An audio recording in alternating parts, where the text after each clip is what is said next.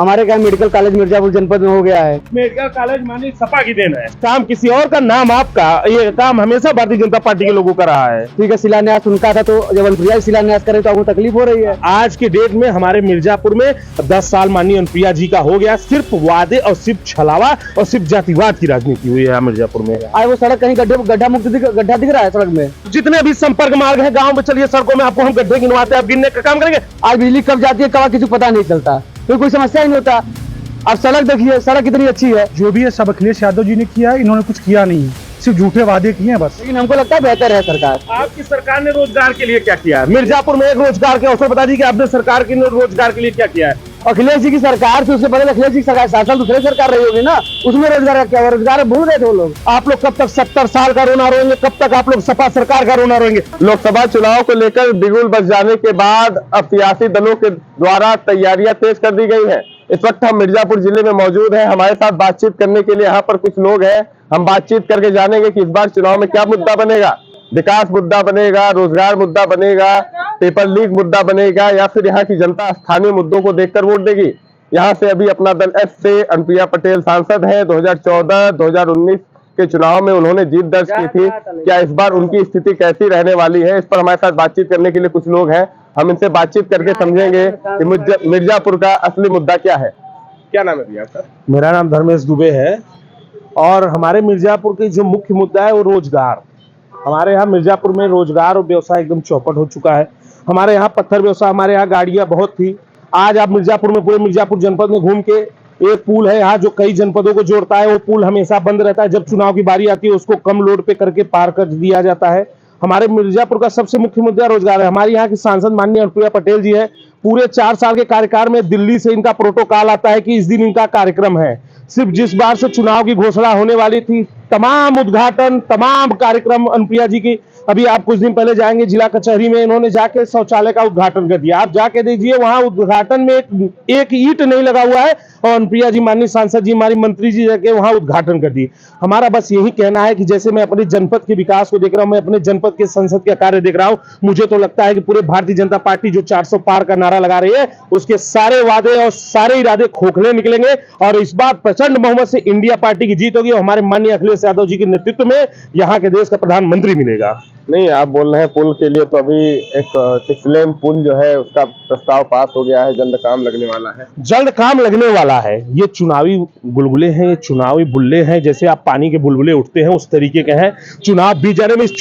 इस चुनाव के पहले इस पुल का रिपेयर होने के लिए कितनी निधि आई, कितना पैसा आया, कितनी बार उसका रिपेयर हुआ, और जाके आप पता लगा लीजिए। होने को बहुत कुछ होगा, जब होगा तब होगा। आज के डेट में हमारे मिर्जापुर में 10 साल माननीय अनुप्रिया जी का हो गया, सिर्फ वादे और सिर्फ छलावा और सिर्फ जातिवाद की राजनीति हुई है मिर्जापुर में। यहाँ पे जी हमारे साथ और भी लोग हैं बातचीत करने के लिए। क्या नाम है भैया आपका? मेरा नाम अम्बू शुक्ला।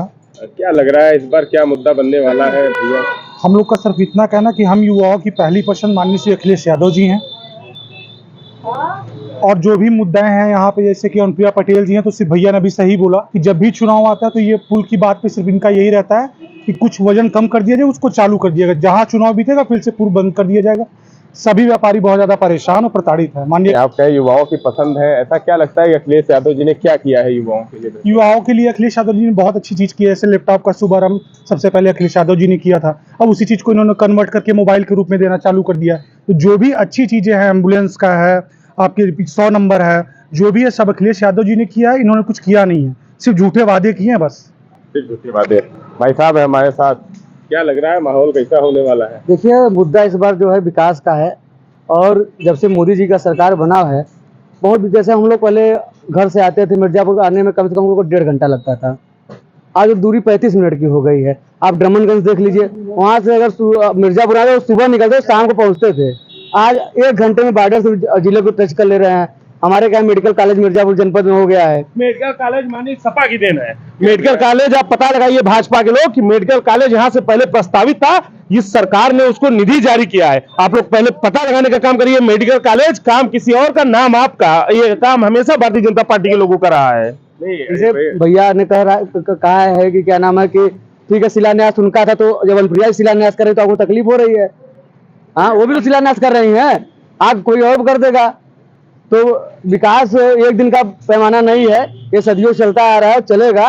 लेकिन ये है भाजपा सरकार बहुत ही बेहतर रूप से अपना काम कर रही है। पहले सड़क बिजली पानी आप देखिए ना, आज वो सड़क कहीं गड्ढा मुक्त गड्ढा दिख रहा है सड़क में।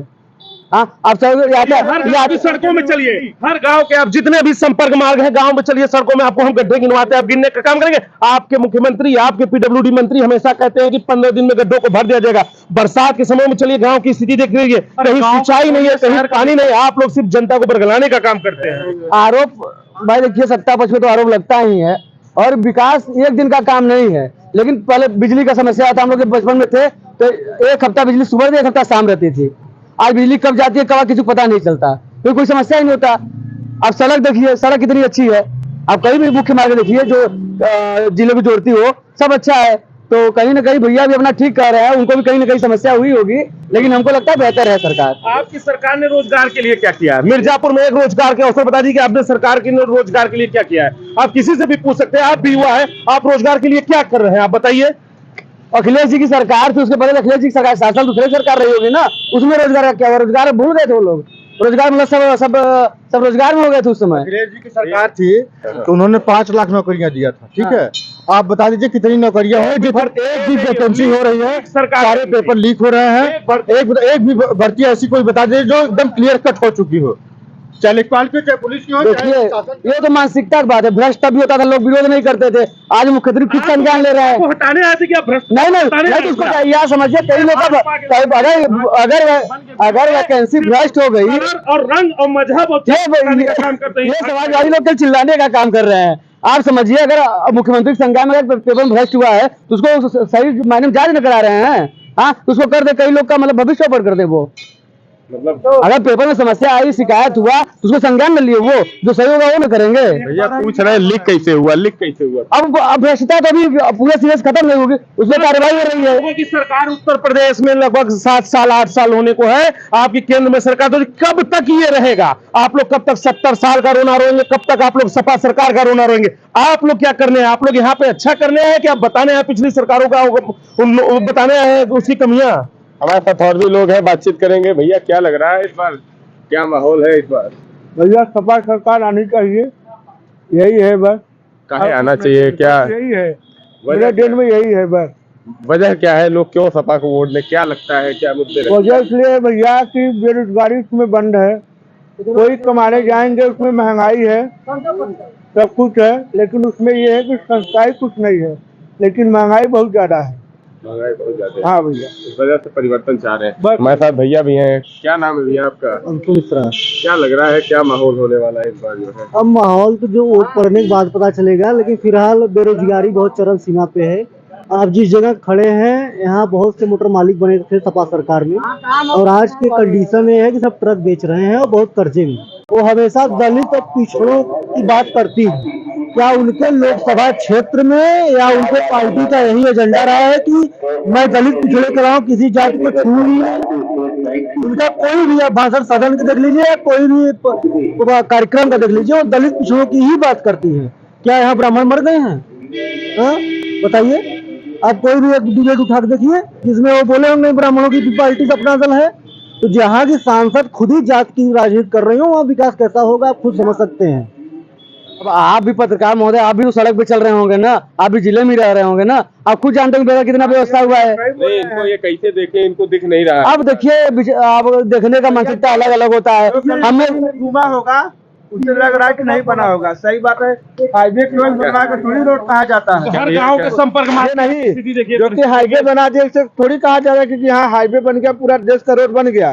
गांव का चल के एक बार देखिए कि हाँ कहीं का रोड बना है कि नहीं बना है, तब पता चलेगा ना। चुनाव विकास रोजगार के मुद्दे पे होगा, महंगाई के मुद्दे पे होगा, हिंदू मुस्लिम और जात के बांटने का, अगड़ी पिछड़ी के मुद्दे पे नहीं हो पाएगा। और निश्चित ही इंडिया पार्टी की, इंडिया गठबंधन की जीत होगी और एनडीए की बुरी हार होगी। तो हमारे साथ यहाँ पे बातचीत करने के लिए कुछ लोग थे, हमने बातचीत करके जाना कि इस बार के चुनाव में क्या बड़ा मुद्दा बनने वाला है। यहाँ के लोगों का कहना था कि बेरोजगारी और महंगाई बहुत ज्यादा है, यहाँ पे रोजगार को लेकर कोई विशेष कदम नहीं उठाए गए हैं। यहाँ पे सबसे बड़ा मुद्दा इस बार रोजगार का ही है और रोजगार के मुद्दे को ही देखकर यहाँ के लोग वोट देने वाले हैं। एनबीटी ऑनलाइन के लिए मिर्जापुर से मुकेश पांडे की रिपोर्ट।